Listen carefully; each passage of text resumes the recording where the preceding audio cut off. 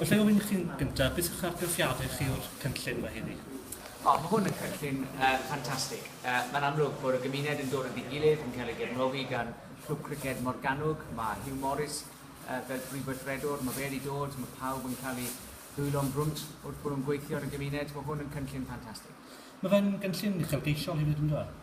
Wel, mae'n dod â criced yn ôl i'r gymuned, achos mae rhaid bod ni'n cofio bod chwaraewyr criced sydd wedi llwyddo i wario i Morgannwg ac i tîm Lloegr, maen nhw wedi dechrau yn y gymuned, so felly mae hwn yn siampl lle mae Clwb Criced Morgannwg yn dod nôl i'r gymuned er mwyn denu pobl mewn i wario criced unwaith eto, achos mae criced yn draddodiadol yng Nghymru yn gêm o'r gymuned, a felly mae eisiau cynnal a cadw hwnna i fynd. O'ch chi'n sôn yn y Times wythnos yma am pobl sy'n cymryd risg sy'n hybu'r economi. Mae hwn yn enghraifft o'r risg mewn ffordd. Wel, mae hwn yn ymddangos beth mae'r cymuned yn gallu gwneud os pam maen nhw eisiau gwneud e. Mae yna sawl person yn y clwb criced yma, maen nhw wedi sefydlu vision, maen nhw'n gwthio tuag ati, a jyst tynnu pobl eraill mewn, pobl busnes lleol wedi cefnogi gyda peth arian felly, ond yn mwy pwysig bod nhw'n rhoi amser.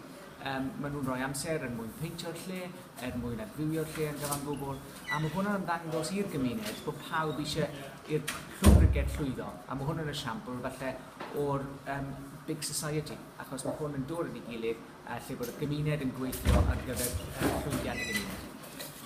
Mae hefyd yn esiampl o beth sy'n gallu cael ei gyflawni gan chwaraeon eraill hefyd yn dod? Wel, mae hwn yn esiampl lle bod pawb yn cydweithio gyda'i gilydd er lles y gymuned, ond er lles criced hefyd. So mae'n denu pobl ifanc mewn i wario criced, mae'n denu'r cymuned at ei gilydd, mae'n gwella'r cyfleusterau sydd ar gael, a'r adnoddau sydd ar gael tuag at y gymuned, ond hefyd gobeithio, mi newn ni ddenu rhywun mewn i wario criced sy'n gallu wario i Morgannwg a falle i tîm Lloegr, sef tîm Lloegr a Cymru dyna ni. Mae hwnna'n dod o fi mlaen yn neis iawn at y cwestiwn nesaf o'n i'n mynd i ofyn i chi, sef lle chi'n sefyll ar y busnes yma o sefydlu tîm criced i Gymru? Wel, mae tîm criced i Gymru da ni, a tîm criced Morgannwg yw e, achos hyn sy'n roedd draddodiadol sy'n gynnon ni yn y byd criced, mae dal i fod yn gêm traddodiadol yn ei sefydliad. Mi fyddwn ni'n pragmatig wrth gwrs trwy'r amser, ond os ydyn ni eisiau denu'r Ashes i Gymru, os ydyn ni eisiau denu test matches gwahanol i Gaerdydd, wel, yn amlwg mae'n rhaid bod ni'n rhan o sefydliad Lloegr a Cymru. So bwrdd Lloegr a Cymru yw i, bod rhai pobl yn dweud taw bwrdd Lloegr yw i, ond England and Wales Cricket Board, sef bwrdd Lloegr a Cymru. Alun Ceys, diolch fawr iawn i chi.